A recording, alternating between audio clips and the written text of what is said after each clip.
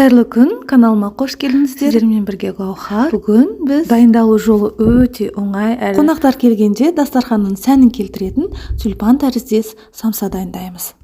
Қамырына бізге 250 грамм ұн және 100 грамм сары май қажет болады. Ұн мен майды жақсылап араластырып, песочный тесто жасаймыз. Яғни бізде осындай құм тәріздес болып шығу қажет. Енді арасын ашып, сүт немесе айран құямыз. 1 кіші қасық қопсытқыш қосамыз, және де 1 жұмыртқаның сарысын саламыз. Дәміне қарай тұз қосамыз. Енді 1 келкі масса болғанша нанымызды жақсылап илеп аламыз.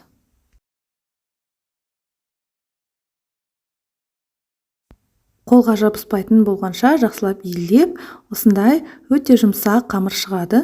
Мұздатқышқа қойып қоямыз. Салмасын дайындайық. Ол үшін менде фарш, пияз және картоп қостым.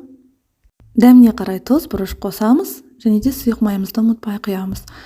Қалауыңызша салмасын әртүрлі қылып дайындасаңыз болады.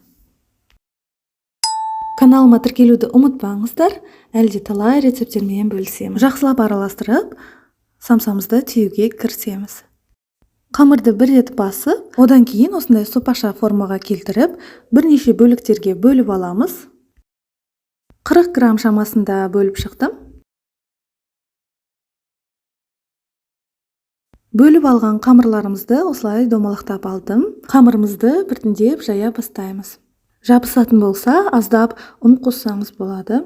Енді пышақпен ортасынан осылай бөліп, салмамызды саламыз. Видеода көріп тұрғандарыңыздай, осылай тюльпан тәріздес әдемілеп ораймыз. Енді ашық жерін ақырындап түйеміз. Жақсылап жабу керек, өйткені пісу барысында су ағып кетпеу үшін.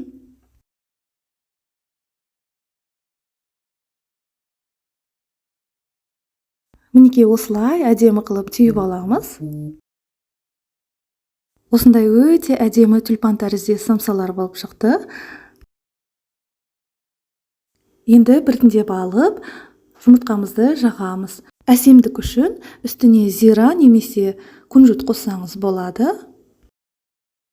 Енді 180 градус қызып тұрған пешке 30-35 минут шамасында пісіріп аламыз. Өте әдемі болып шықты. Сіздің дастарханыңыздың сәнін келтіреді. Және де қонақтар келгенде өте тез дайындалатын самса. Дәмі де өте керемет болып шығады. Сіздерге рецепт ұнады деген сенімдемін. Жаңа рецептерден қалып қалмау үшін менің каналыма тіркелуді ұмытпаңыздар.